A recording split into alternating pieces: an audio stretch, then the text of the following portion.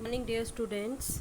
Today we will be doing the third topic of your organizational behavior, that is motivation. तो बेटा ये बहुत ही important topic है जिसमें से क्वेश्चन भी आता है एग्ज़ाम में. And from examination point of view this chapter is important, but if you look into yourself, आपकी पर्सनल लाइफ्स के लिए भी मोटिवेशन एक बहुत ही इम्पॉर्टेंट चीज़ है. तो सबसे पहले we will be starting with the meaning of motivation.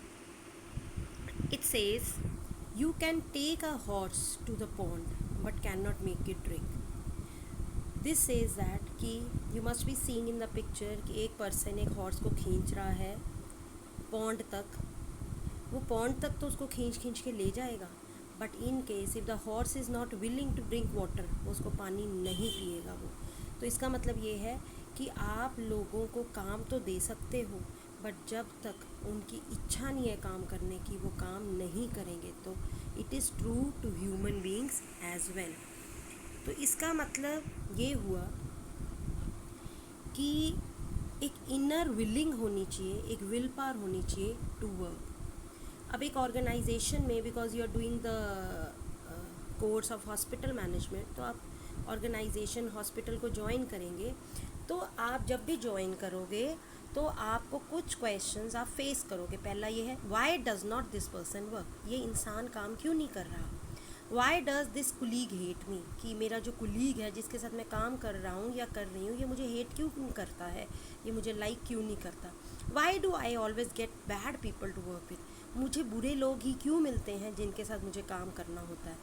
Could someone be more grateful than him और अनग्रेटफुल दैन हिम, कि कोई इससे ज़्यादा भी कोई अनग्रेटफुल हो सकता है. Why does this person want to embarrass me, ये मेरी बेइज्जती, मुझे शर्मनाक क्यों करना चाहता है. तो जब भी आप ऑर्गेनाइजेशन में काम करोगे तो ये कुछ सैम्पल्स हैं क्वेश्चंस के जो आपके दिमाग में आएंगे जब आप एक ऑर्गेनाइजेशन में एक ग्रुप के साथ काम करोगे. तो अब एक ऑर्गेनाइजेशन में, because you'll be working as a manager, तो ऑलवेज रिमेंबर कि refusing to work is a problem और अ सिम्टम. तुम्हें सबसे पहले ये देखना पड़ेगा कि क्या ये प्रॉब्लम है या ये सिम्टम है. सिम्टम का मतलब कि ये आने वाली प्रॉब्लम के बारे में हमें आगाज़ कर रहा है या ये प्रॉब्लम है ही है. और आपको कैसे पता चलेगा कि दिस इज़ अ प्रॉब्लम और अ सिम्टम. क्योंकि जो ह्यूमन बीइंग है एक ऑर्गेनाइजेशन में, चाहे आप भी हैं, बहुत सारे रीजंस हैं जिनकी वजह से हम काम नहीं करते. पहला है lack of interest in the job, हमें काम में इंटरेस्ट ही नहीं है. स्टबननेस है, हम बोर हो गए हैं सेम काम कर करके. पनिशमेंट का फियर है, फिर रिवॉर्ड्स नहीं मिलते हमें. और उसके बाद सुपीरियर्स की कॉन्फ्लिक्टिंग डिमांड है. एक हेड तो कह रहा है कि ये करो, दूसरा कहता है ये करो. तो ये क्या है, कॉन्फ्लिक्टिंग डिमांड्स हैं. तो ये कुछ ऐसे रीजंस हैं जिनकी वजह से ह्यूमन बीइंग काम नहीं करना चाहता एक ऑर्गेनाइजेशन में. तो बेटा एक जो मोटिवेशन है, मोटिवेशन एक बड़ी सिंपल सी चीज़ है. देखो, आपकी कोई एक अनसेटिस्फाइड नीड है, आप एक डायग्राम में देख रहे हो, कोई ऐसी इच्छा है जो पूर्ण नहीं हुई, आपको टेंशन होगी. टेंशन होगी तो आपके दिमाग में खतबली मचेगी कि वही मेरे को ये ज़रूरत है, मेरी मुझे पूरी करनी है. तो फिर आप सर्च फॉर बिहेवियर, फिर आप देखोगे कि मेरी ये नीड कैसे पूरी होगी, और आप सर्च करोगे कि क्या तरीके हैं. फिर गोल डायरेक्टेड बिहेवियर, आपको एक तरीका मिल जाएगा, आप उसे अपना लोगे जिससे आपकी नीड सेटिस्फाई हो जाएगी. जब आपकी नीड सेटिस्फाई हो जाएगी तो आपकी टेंशन कम हो जाएगी. जब आपकी टेंशन कम हो जाएगी तो आपको फिर क्या होगा, फिर दोबारा से एक नई नीड जनरेट हो जाएगी. तो this is a circular process. इसका मतलब यह है कि हमारी नीड्स कभी ख़त्म नहीं होती. एक नीड ख़त्म होती है तो दूसरी शुरू हो जाती है. जब हम पढ़ाई करते हैं तो हमारी नीड होती है टू गेट गुड मार्क्स. जब हमें अच्छे मार्क्स मिल जाते हैं तो हमारी नीड होती है to get a good job. जब हमें अच्छी जॉब मिल जाती है तो हमें एक हाई लेवल, हाई रैंक चाहिए ऑर्गेनाइजेशन में. तो this is a circular process which goes on. But जब तक आपकी नीड नहीं होगी तब तक आप मोटिवेट नहीं होते. तो अब आपको बहुत कुछ पता चल चुका होगा कि actually what motivation is. So motivation is the process of arousing the action, मतलब कि आपके अंदर एक एक्शन की भावना लाना. Sustaining the activity in process, आप क्या काम करोगे अपनी उस एक्शन को, उस टारगेट को अचीव करने के लिए. And regulating the pattern of activity, और आप जिस तरह से काम करें ऑर्गेनाइजेशन में, आपको सुपरवाइज किया जाए ताकि आप ढंग से वो काम करें. तो अगर हम बात करें तो देखो, अब हमने डायग्राम में भी अच्छे से पढ़ा कि जब भी किसी भी काम या आपके ड्रीम को करने की इच्छा को बढ़ाना ही क्या होता है, मोटिवेशन होता है। जैसे अगर आप कोई काम करना चाहते हो और आप कोई मोटिवेशनल वीडियो देखा तो आपको वो काम करने की इच्छा बढ़ जाएगी। तो जब आपके मन में काम करने की इच्छा नहीं आती, उस समय आपको क्या ज़रूरत पड़ती है, मोटिवेशन करनी होती है।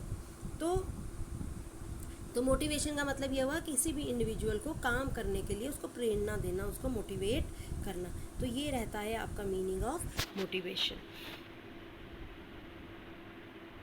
अब नेक्स्ट वी स्विच ऑन।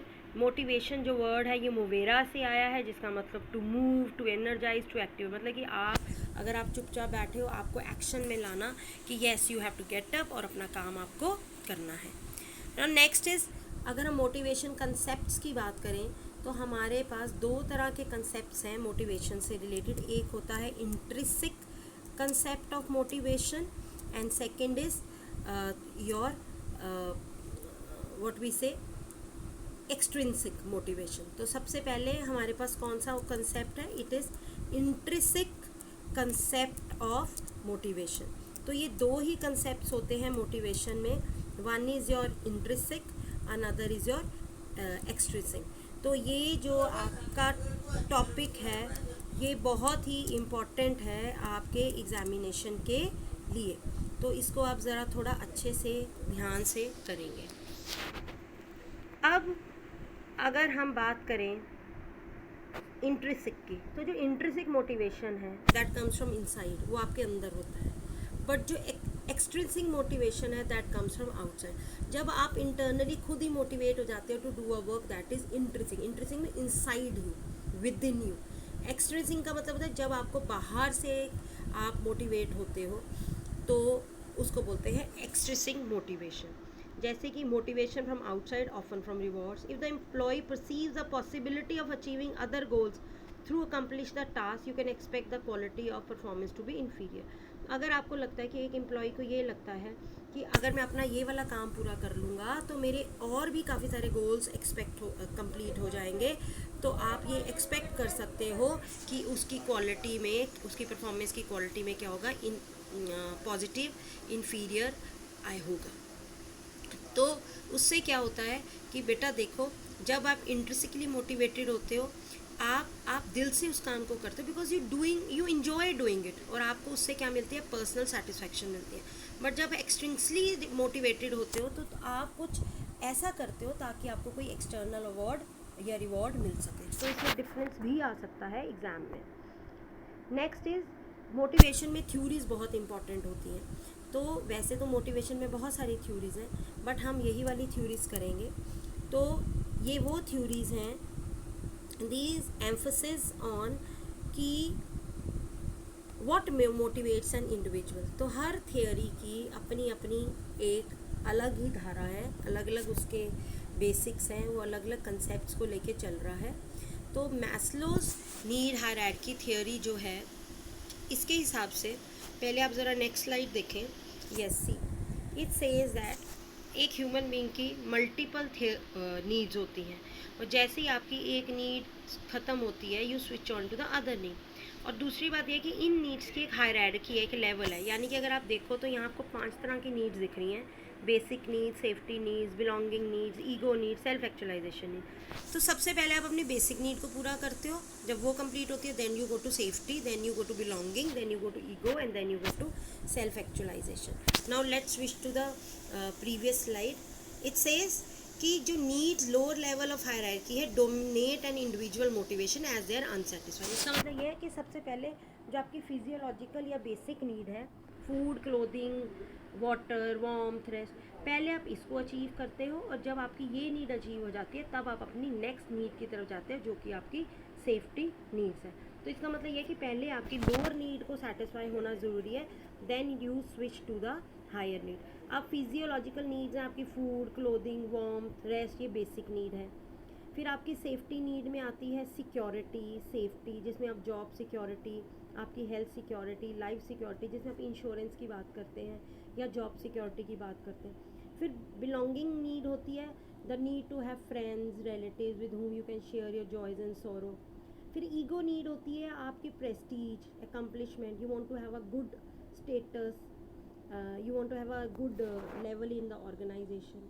फिर सेल्फ एक्चुअलाइजेशन नीड होती है आपकी नीड ऑफ लाइफ. जैसे to get India freedom independence was a goal of Mahatma Gandhi. तो उनकी वो सेल्फ एक्चुअलाइजेशन थी. तो सेल्फ एक्चुअलाइजेशन होती है the goal of your life. Actually आप क्या करना चाहते हो, अपनी लाइफ का गोल क्या है.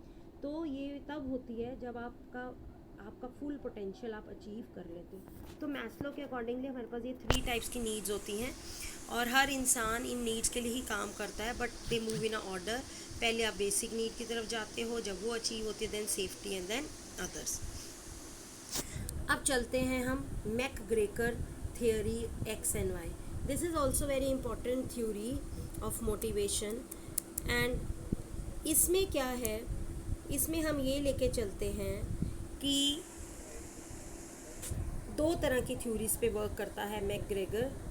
पहला है थ्योरी एक्स और दूसरा है थ्योरी वाई. तो थ्योरी एक्स ये एज्यूम करके चलती है, वो ये लेके चलती है कि वर्कर्स काम नहीं करना चाहते, दे डिसलाइक वर्क, उनको रिस्पॉन्सिबिलिटी अच्छी नहीं लगती और उनके ऊपर डंडा चाहिए, यानी कि एक सुपरविजन चाहिए, तभी वो काम करेंगे. और थ्योरी वाई ये कहती है कि कोई डंडे की ज़रूरत नहीं है, एवरीबडी सेल्फ मोटिवेटेड, उनको काम करना आता है और वो ढंग से काम करेंगे, चाहे आप उनसे काम उनके ऊपर बैठो चाहे आप ना करो. तो मैकग्रेगर्स थ्योरी एक्स और वाई ये कहता है कि थ्योरी एक्स के लोगों के लिए एक अलग तरह की अप्रोच होनी चाहिए और थ्योरी वाई के लोगों के लिए एक अलग तरह की अप्रोच होनी चाहिए. तो दोनों के लिए क्या है, एक अलग अलग अप्रोच को हम क्या करते हैं, अडॉप्ट करते हैं.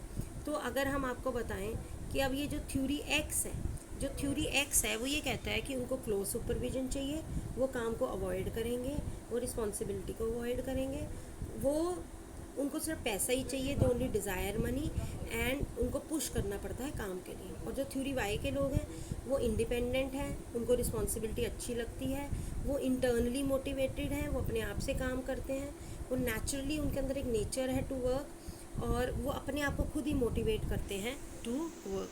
तो ये है McGregor theory X and Y.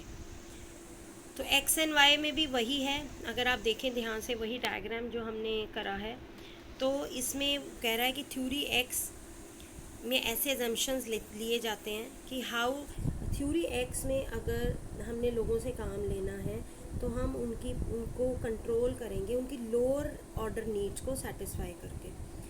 तो थ्योरी वाई ये कहती है जो थ्योरी वाई के लोग हैं उनको हम हाई लेवल की नीड से सेटिस्फाई करेंगे. तो लोअर लेवल की नीड्स आपकी हो गई यहाँ पे फिजियोलॉजिकल सेफ्टी और हाई लेवल की हो गई आपकी सोशल एस्टीम एंड आपकी सेल्फ एक्चुअलाइजेशन. तो ये कुछ स्ट्रैटेजीज़ हैं कि किस तरह से आप थ्योरी एक्स के लोगों को कंट्रोल करोगे और किस तरह से थ्योरी वाई के लोगों को आप मोटिवेट करोगे. Next we switch to McClelland's need theory. McClelland's theory ने की जो थियोरी है, इन्होंने अपनी थियोरी को 3 पार्ट्स में डिवाइड कर रखा है. सबसे पहला है नीड फॉर अचीवमेंट. इसका मतलब ये है द डिज़ायर टू एक्सेलेंसी, कि आपके अंदर एक इच्छा होती है कि मैं अच्छे से काम करूं और मैं सक्सेसफुल बनूं. नेक्स्ट है नीड फॉर पावर, मेरे पास पावर होनी चाहिए ताकि मैं दूसरों के ऊपर ऑर्डर करूं, उनके बिहेवियर को कंट्रोल करूं, उनके बिहेवियर को इन्फ्लुएंस करूं. Third is need for affiliation, कि लोग मुझे जानें, मुझे रिकॉग्नाइज़ करें और मेरे अच्छे रिलेशन हो, इंटरपर्सनल मेरी फ्रेंडशिप्स हो जिनके साथ मैं अपने दुख सुख शेयर कर सकूं. तो एक और बहुत ही इम्पॉर्टेंट थियोरी है जिसको आप कहते हो हर्ज़बर्ग मोटिवेशन हाइजीन थियोरी. तो डियर स्टूडेंट्स, ये जो थियोरी है हमारे पास हर्ज़बर्ग मोटिवेशन थियोरी, या इसको आप ये भी कह सकते हो हर्ज़बर्ग 2 फैक्टर थ्योरी. तो इस थियोरी की ये जो थियोरी है ये 1959 में फ्रेडरिक हर्ज़बर्ग ने दी, जो एक बिहेवियरल साइंटिस्ट हैं. तो उनके हिसाब से एक ऑर्गेनाइजेशन में कुछ जॉब फैक्टर्स होते हैं जो आपको सेटिस्फैक्शन देते हैं और कुछ जॉब फैक्टर्स ऐसे होते हैं जो आपको सेटिस्फैक्शन तो नहीं देते बट वो आपको डिससेटिस्फाई होने नहीं देते.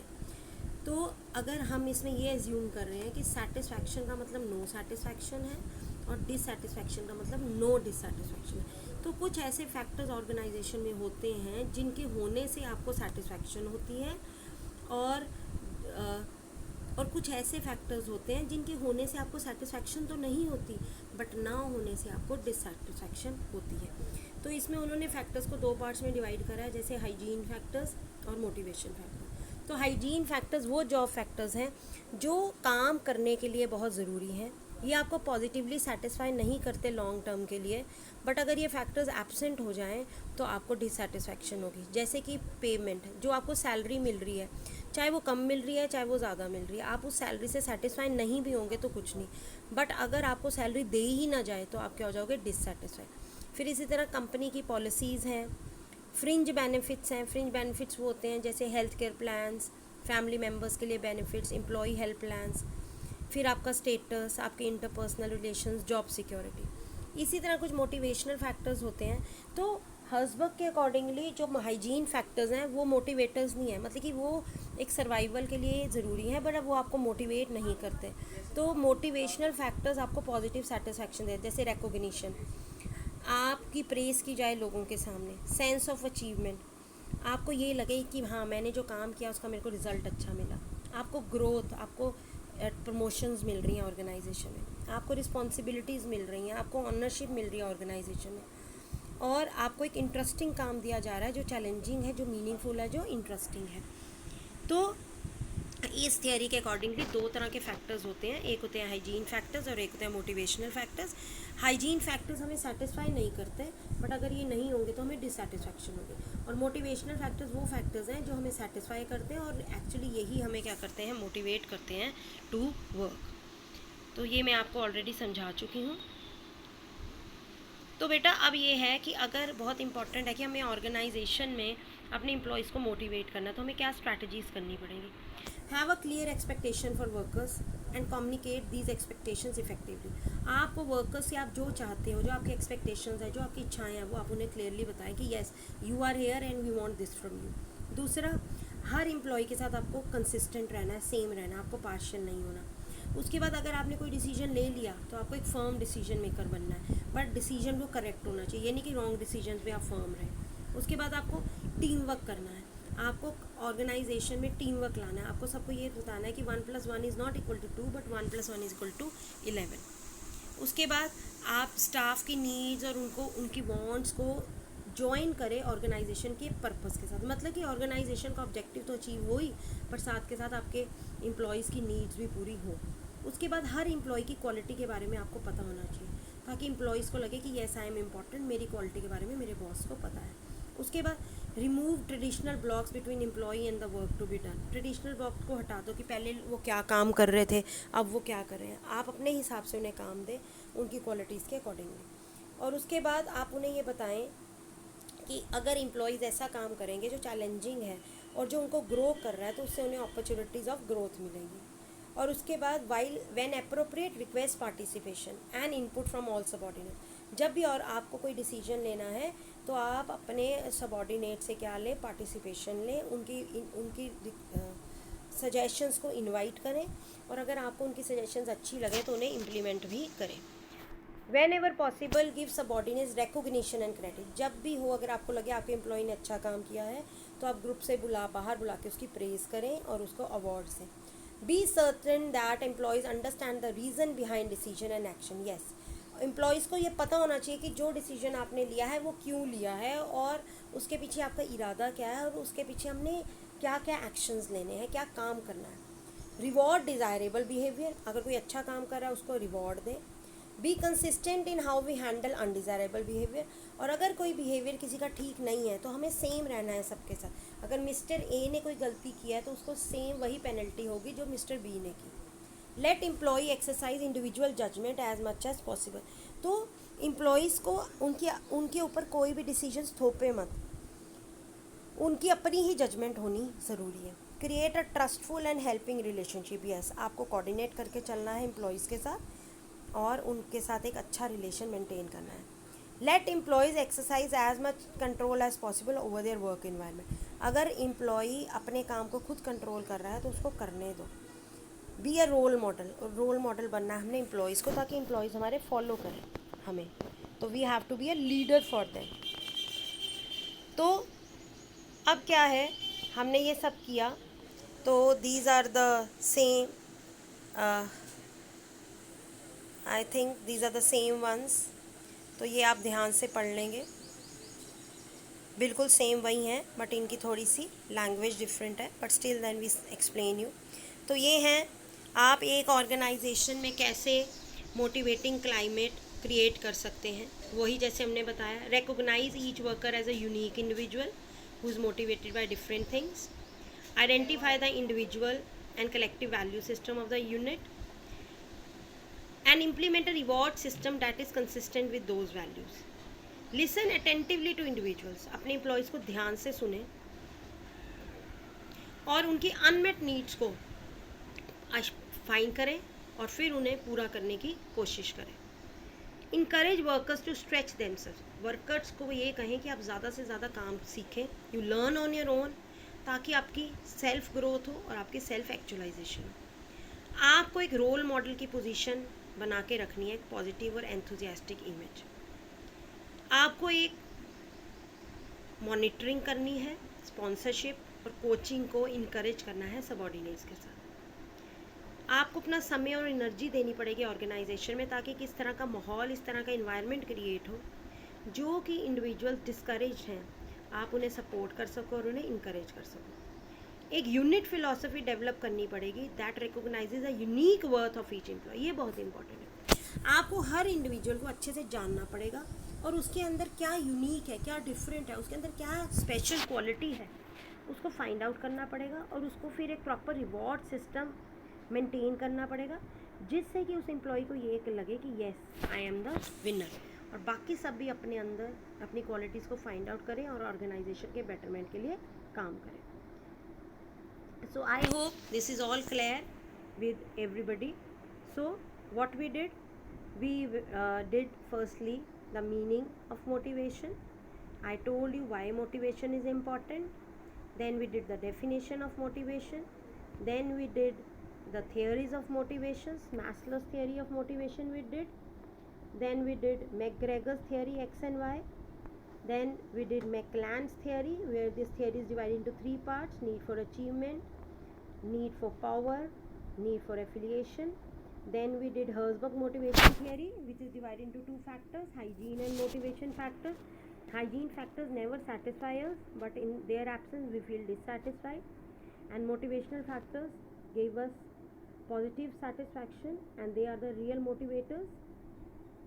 Then we did the strategies which a manager should adopt to create a motivating climate for the employees. Then after this we did the roles and the functions of managers to create a motivating climate. So here we wind up with today's presentation. I hope it is clear to you. You can make notes from this, and sure short a question will be coming from this topic. Thank you and have a nice day.